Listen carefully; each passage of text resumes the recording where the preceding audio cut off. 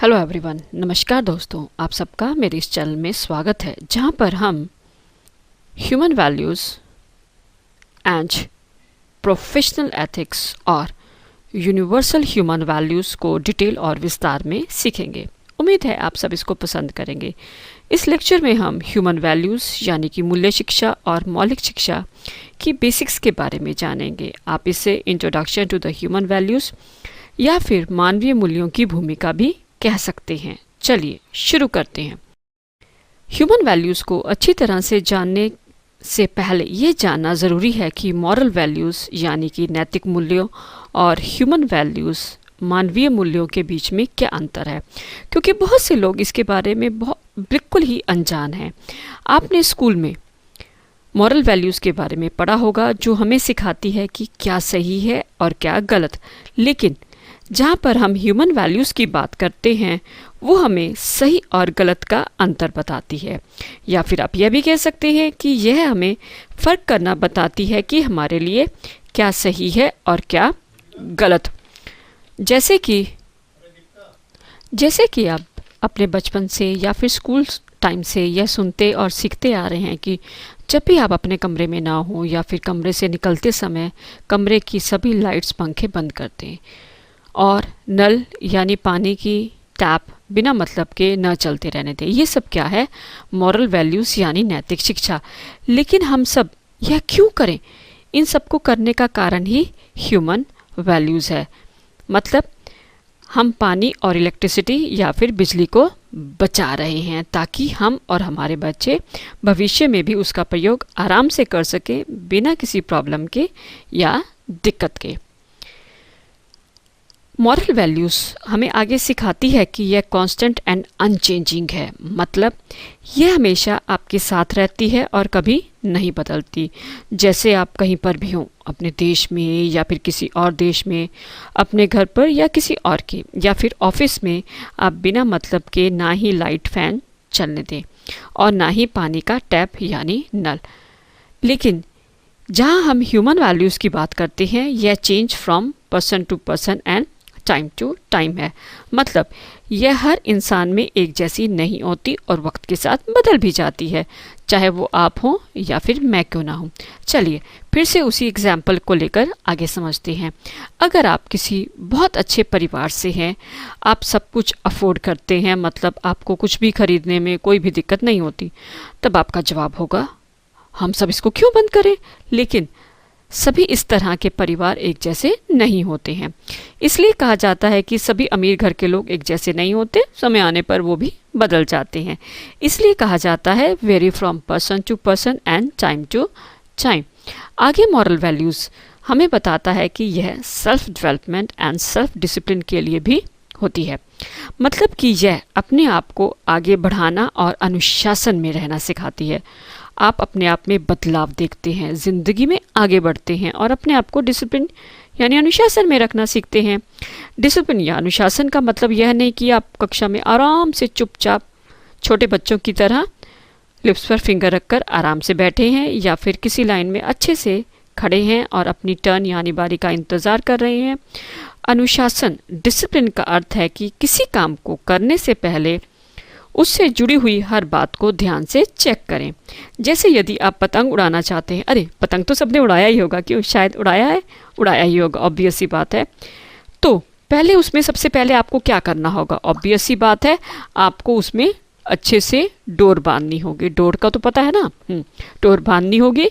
फिर हवा के बहाव को ध्यान से चेक करना होगा, यानी हवा किस तरफ है, किस डायरेक्शन में है, उसे तभी आप उड़ा पाएंगे। ऐसे ही यदि आप एक नदी की बात करते हैं, अगर वो बिना सीमा के बहती है तो सीमा यानी उसकी बाउंड्रीज जो होती हैं, तो वह बर्बादी का कारण बनती है, यानी कि बाढ़ आती है।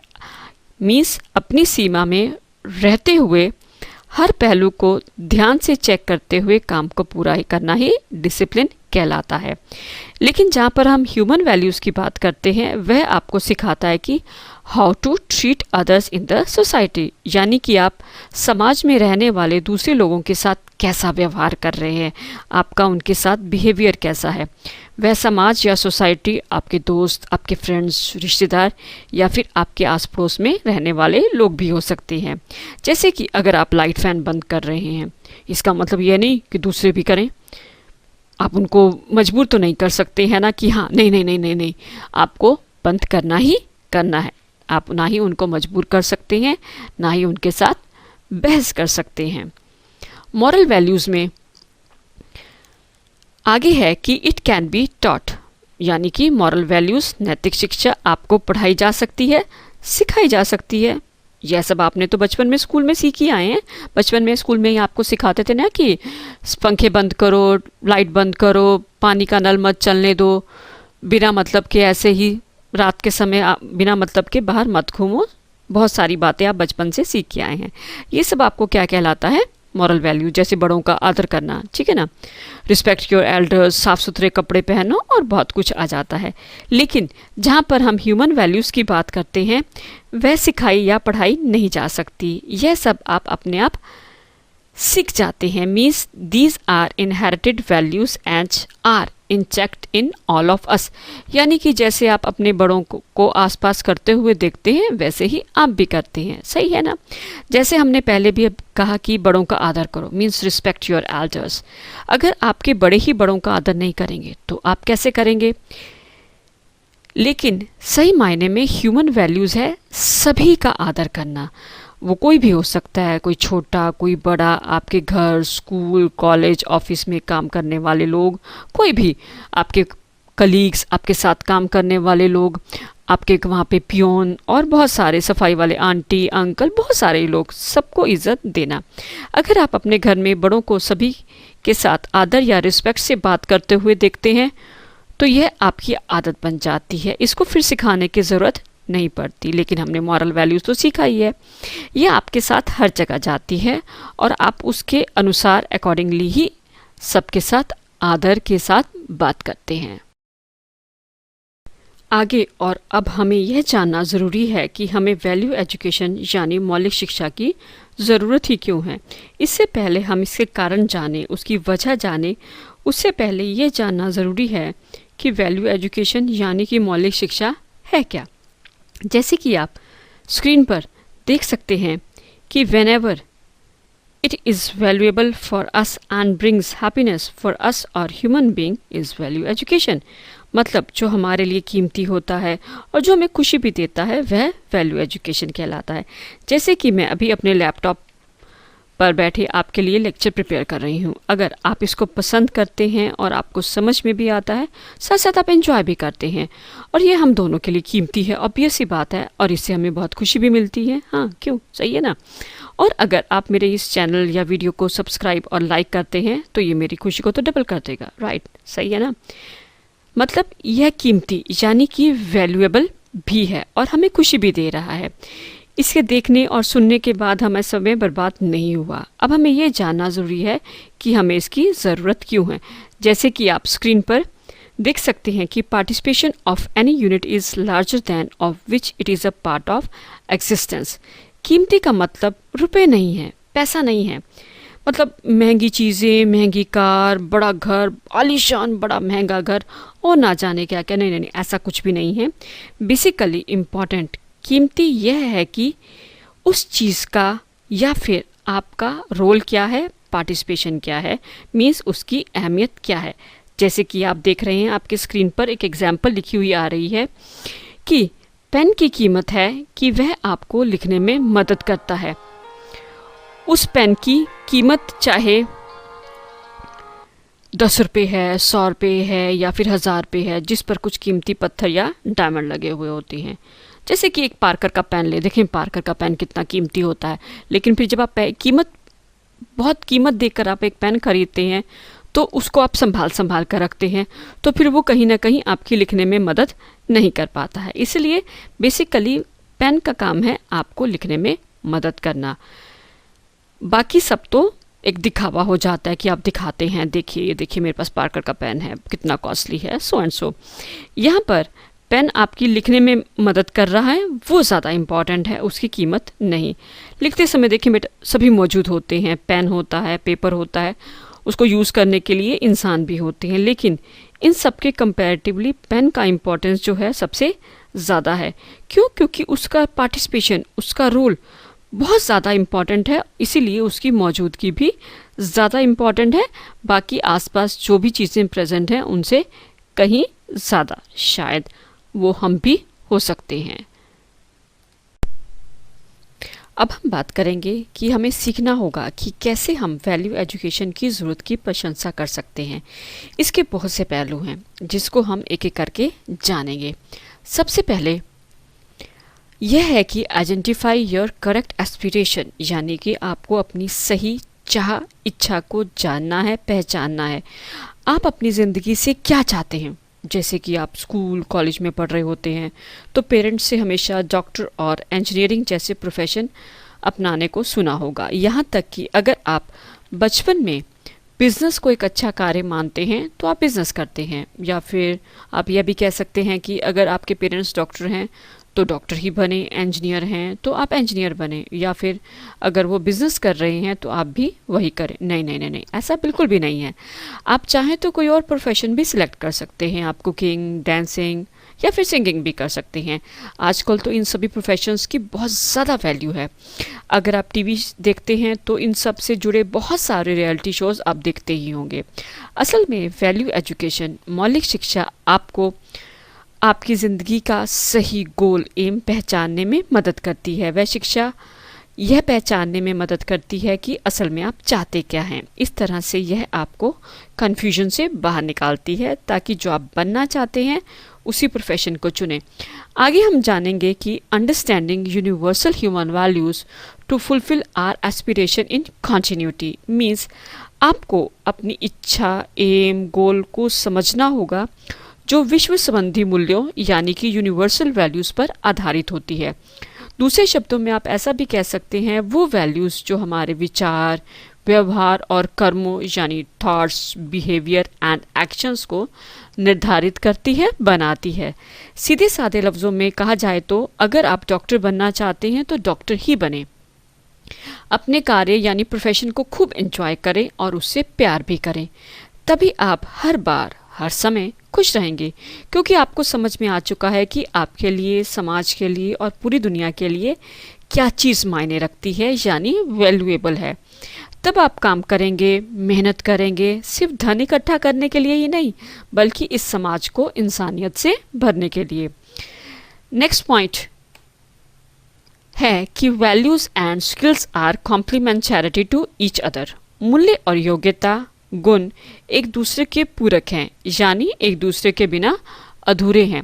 सबसे पहले आपको यह जानना होगा वैल्यू डोमेन के बारे में, यानी कि आपका ज्ञान, जानकारी, नॉलेज, समझदारी।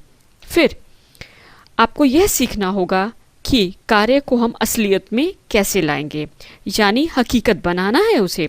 सबसे पहले आप अपने जीवन के लक्ष्य, एम, गोल को निर्धारित करें, सेट करें, यानी आपको यह जानना ज़रूरी है कि आप अपनी ज़िंदगी से क्या चाहते हैं। जैसे कि अगर आप सिंगर बनना चाहते हैं तो आप क्या करेंगे? ऑब्वियस सी बात है, आप संगीत सीखने जाएंगे किसी प्रोफेशनल कॉलेज में या किसी प्रोफेशनल सिंगर के पास, या फिर आप अपने घर से ही प्रैक्टिस करेंगे। अगला पॉइंट है हमारे पास इवैल्यूएशन ऑफ आर बिलीव्स, यानी कि अपने विचारों का मूल्यांकन करना। जैसे अगर आप डॉक्टर बनना चाहते हैं तो डॉक्टर ही बने, ऐसे ही यदि आप सिंगर बनना चाहते हैं तो सिंगर ही बने। पर इस बात का ध्यान रखें आपके विचार वैल्यू एजुकेशन के बेसिस पर मूल्यांकित हों, इवैल्यूएट हों, ना कि पास कंडीशनिंग और प्री कंडीशनिंग के आधार पर। चलिए इसको एक उदाहरण के से समझने की कोशिश करते हैं। इमेजिन करें कि आपने कहीं पढ़ा, देखा या फिर सुना कि आजकल सिंगर्स बहुत कमा रहे हैं। दूसरे शब्दों में नाम, पैसा और शोहरत, name, fame and a lot of money, इसलिए आप सिंगर बनना चाहते हैं। नहीं नहीं नहीं नहीं, ऐसा कुछ नहीं है। आपका चुनाव जो आपने अपने प्रोफेशनल के लिए किया है वह दिल से नहीं है। अगर यह ऐसा है तो आप लंबे समय तक इस प्रोफेशन पे नहीं टिक पाएंगे। उसके लिए आपको आपके मन की आवाज़ सुननी होगी। अगला पॉइंट है हमारे पास टेक्नोलॉजी एंड ह्यूमन वैल्यूज़। जैसे मान लें आपने एंड्रॉयड फ़ोन लिया, किसी वजह से आपने उसको बदल दिया, वो चाहे आपको पसंद नहीं आया, चाहे कुछ समय बाद आपको उसका कलर फीचर्स पसंद नहीं आए और आपने एक नया फ़ोन खरीद लिया। फिर जो आपके पुराने फ़ोन हैं उसका क्या होगा? ऑब्वियस नॉर्मल सी बात है, वो वातावरण में कहीं फेंक दिए जाएंगे। यानी कि आप तो डस्टबिन में फेंक देंगे, उसके बाद वो बड़े वाले डस्टबिन में जाएंगे, फिर बाद में खुले में फेंक दिए जाएंगे, गए ना फिर वातावरण में। उसके बाद जब वो सन की अल्ट्रा वायलेट रेस से टकराएंगे तो नुकसान पहुंचाने वाली रेस को रिलीज करेंगे। इसलिए हमें ज़रूरत है वैल्यूज़ को समझने की और उनकी तारीफ करनी चाहिए, हमें उसको अप्रिशिएट करना चाहिए कि हम ह्यूमन वैल्यूज़ से कुछ सीख रहे हैं जो हमारी ज़िंदगी बनाने में हमारी हेल्प कर रहे हैं। चलिए अब आगे बढ़ते हैं और अब हम बात करेंगे कुछ गाइडलाइंस की जो हमें वैल्यू एजुकेशन को समझने में मदद करेंगी। सबसे पहले हम बात करेंगे यूनिवर्सल यानी विश्वव्यापी। दूसरे शब्दों में पूरी दुनिया में रहने वाले हम सब इंसानों से संबंधित है, चाहे वो कहीं पर हो, दुनिया के किसी भी कोने में। सारे इंसान आपके समाज, सोसाइटी में, शहर में, देश में या फिर देश के बाहर किसी भी देश में, कोई भेदभाव नहीं, कोई धर्म का भेद नहीं, कोई रंग भेद नहीं, जातिवाद कुछ भी नहीं, किसी भी समय और जगह पर किसी तरह का कोई भेदभाव नहीं। हर इंसान को बराबर के अधिकार, चाहे वो पढ़ाई का हो, नौकरी का या फिर किसी और देश में पढ़ने जाने का और फिर नौकरी करने का हो। अगली गाइडलाइन है हमारे पास रैशनल यानी कि तर्कसंगत, न्याय संगत। जो दूसरे कहें उसको आंखें बंद कर कर मान लेना यह बिल्कुल सही नहीं है। तथ्यों पर आधारित बातों पर ही विश्वास करें, क्योंकि दूसरे तो बहुत कुछ कहेंगे, तो क्या आप उसको बिना सोचे समझे मान लेंगे? नहीं, क्यों? ठीक है ना। सोच समझकर फैसला लो जो आपके लिए सही हो और दूसरों को भी कुछ नुकसान ना पहुंचाए। अगला पक्ष है हमारे पास नेचुरल एंड वेरीफाइबल यानी मनगढ़ंत ना हो, आप जिसको सहज ही स्वीकार कर लें। चलिए इसको एक उदाहरण से समझते हैं। अगर आपको कोई कहे कि तुम मुझे अपना फ़ोन दान कर दो, तो क्या आप करेंगे? नहीं, यानी कि यह आपको स्वीकार नहीं है, इसीलिए बोलते हैं नेचुरल। जैसे अगर आपके पेरेंट्स डॉक्टर हैं तो आप भी डॉक्टर बने, यह ज़रूरी नहीं। हाँ, अगर आप बनना चाहते हैं तो उसमें कोई प्रॉब्लम नहीं है, बस कोई आपको मजबूर ना करे, क्योंकि आप तभी अपने प्रोफेशन के साथ इंसाफ कर सकेंगे जो आपकी और आपके अपनों की साथ ही दूसरों की ज़िंदगी में भी खुशी लाएगा। आगे हम बात करेंगे ऑल एनकम्पासिंग की, जो सब जगह मौजूद हो, सर्वव्यापक हो, यानी कि आपकी ज़िंदगी के हर फेज़ में, जिससे आपके विचार, व्यवहार, कर्म और समझ को समझा जा सके, साथ ही जीवन के हर लेवल में मौजूद हो। इंडिविजुअल अपने आप में, फैमिली, परिवार, सोसाइटी, समाज, पर्यावरण, इन सब में यानी कि नेचर, इन सब में मौजूद हो, क्योंकि ये आपको बदलने की क्षमता रखता है और यह सिर्फ स्कूल और कॉलेज की किताबों तक सीमित ना हो। आपकी ज़िंदगी में उसका मौजूद होना और उसके अनुसार ही सारे कार्य करना, इसी को हम ऑल एनकम्पासिंग कहते हैं। अगली और आखिरी गाइडलाइन है हमारे पास लीडिंग टू हार्मनी। अभी तक जितना भी हमने इस स्लाइड में ऊपर पढ़ा है और सीखा है, अगर वह सब इसी तरीके से, सही तरीके से हो जाए, तब वह हार्मनी का कारण बनता है। यानी कि आपकी ज़िंदगी में समन्वय है, आपका सभी के साथ मधुर संबंध है। यानी जब आप अपने आप में अपने आप को पूर्ण समझते हैं, यानी फीलिंग ऑफ सेटिस्फैक्शन, संतुष्ट। जैसे अगर आप एक प्रोफेशनल सिंगर बनना चाहते हैं और आप प्रोफेशनल सिंगर हैं, इसी को ही हम हार्मनी कहते हैं। अब हम बात करेंगे कंटेंट ऑफ वैल्यू एजुकेशन की, यानी कि वैल्यू एजुकेशन में कौन कौन सी चीज़ें शामिल हैं और यह किन तथ्यों पर आधारित है। सबसे पहले यह कि किसी भी इकाई और यूनिट की वैल्यू यानी कीमत, उसका इस दुनिया में सबकी ज़िंदगी में क्या हिस्सेदारी है, उसका पार्टिसिपेशन, उसका रोल। जैसे कि एक पेन का काम है लिखना, आँखें आपको देखने में मदद करती हैं, फल और सब्जी आपके लिए भोजन का काम करती हैं। सभी चीज़ें जो भी इस दुनिया में हैं, सबका अपना अपना एक रोल है जो उसको पूरा करना है, और वह ज़रूरी भी है, नहीं तो उन सब की ज़िंदगी वेस्ट है, बर्बाद है। आई थिंक कुछ ज़्यादा ही हो गया। ठीक है ना। चलिए आगे चलते हैं। अब हम बात करेंगे वैल्यू एजुकेशन के स्कोप की, यानी कि अगर आप इसे पढ़ रहे हैं या सीख रहे हैं तो इसका हमें क्या फ़ायदा है। सबसे बड़ी बात है कि हम इसको पढ़ ही क्यों रहे हैं।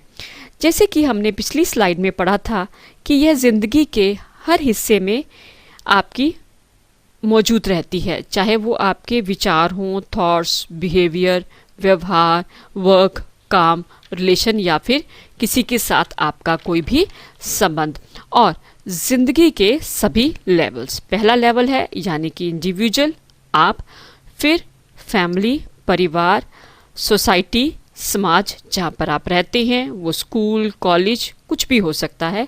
फिर है नेचर यानी वातावरण, और इन सब से यह समझ आता है कि आपका इस दुनिया में क्या रोल है, क्या हिस्सेदारी है, यानी कि आपको अपना रोल प्ले करना है। पार्टिसिपेशन सबसे ज़्यादा इम्पॉर्टेंट है। जैसे कि आप किसी भी प्रॉब्लम में लोगों की मदद करते हैं, आप किस तरह से और कितने कर रहे हैं यह इम्पॉर्टेंट नहीं है, या फिर कितने लोगों को पता है, नहीं नहीं नहीं नहीं, आप मदद कर रहे हैं यह सबसे ज़्यादा इम्पॉर्टेंट है। यानी आप अपना रोल प्ले कर रहे हैं, आप पार्टिसिपेट कर रहे हैं, वो सबसे ज़्यादा इम्पॉर्टेंट है। अब हम बात करेंगे प्रोसेस ऑफ वैल्यू एजुकेशन की, यानी कि वैल्यू एजुकेशन की प्रक्रिया। अभी हम थोड़ा थोड़ा सा ही समझेंगे, डिटेल को हम आगे अगले लेक्चर में करेंगे, लेकिन इसका थोड़ा बहुत जानना बहुत ज़रूरी है। वैल्यू एजुकेशन की प्रक्रिया सेल्फ एक्सप्लोरेशन यानी खुद को अच्छे से जानने पर आधारित होती है। लोग आपको काम करने के लिए मजबूर कर रहे हैं या फिर आपको प्रवचन दे रहे हैं कि हाँ नहीं नहीं आपको ये करना है, ये सही है, ये गलत है, और आपको वही करना भी है और मानना भी है। नहीं नहीं नहीं, ऐसा बिल्कुल नहीं है। जैसे कि आप स्क्रीन पर देख रहे हैं कि व्हाट यू आर, आप क्या हैं, और what you really want to be, आप सच में ज़िंदगी में क्या बनना चाहते हैं। इस डायलॉग के बीच के अंतर को ख़त्म करना है। अगर आंसर अलग अलग है तो प्रॉब्लम है। अगर आप डॉक्टर बनना चाहते हैं और उसका आंसर डॉक्टर आ रहा है, यानी कि आप अपनी लाइफ से संतुष्ट हैं, इसे ही हम सेल्फ एक्सप्लोरेशन कहते हैं। मीन्स आप अपने आप को जानते हैं, आप डॉक्टर बनना चाहते थे और आप डॉक्टर बन गए। इस प्रोसेस यानी प्रक्रिया में सबसे पहले आप अपने आप को जानते हैं, फिर दूसरों को। आप दूसरों के साथ अपने रिश्ते को समझते हैं। वह कोई भी हो सकता है, वो आपके पेरेंट्स हो सकते हैं, आपके दोस्त हो सकते हैं, आपके घर पे पेट एनिमल है वो भी हो सकता है, या फिर आपके घर के आसपास का वातावरण, सिर्फ घर का ही नहीं, आसपास का वातावरण।